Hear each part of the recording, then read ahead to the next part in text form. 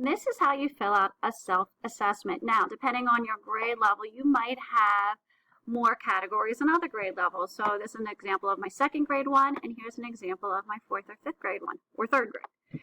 So it all depends on your grade level, depending on what we've talked about for the year. But what you're going to do is you're going to either say if you did it by writing a yes, if you didn't do it by writing a no, or if it doesn't apply to you. Don't worry so much about the project names. It's just to help keep it organized.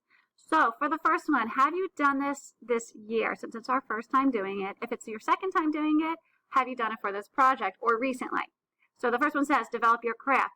I experimented with new skills and techniques. If you did, write yes. If you didn't, write no, or you can put an X. Engage and persist. I stuck with my art by problem solving when a challenge came up.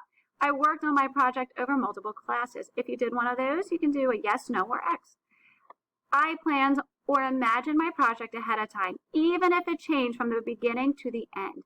That's envision. And notice how these are all I statements. We're talking about you as an individual.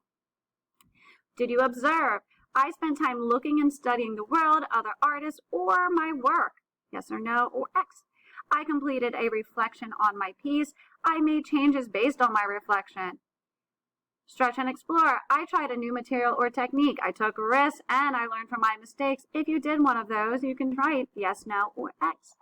Connecting. I worked with my other classmates. I discussed ideas. I learned about artists, or I did some research during my project. You would write yes, no, or X. And let's 2.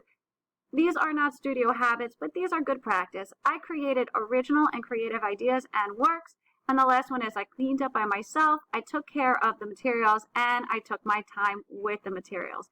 So you will fill this out, and you want to try to make sure that you write a yes across all of them at some point during the year, even if you didn't do it for every single project. And that, my friends, is a self-assessment sheet.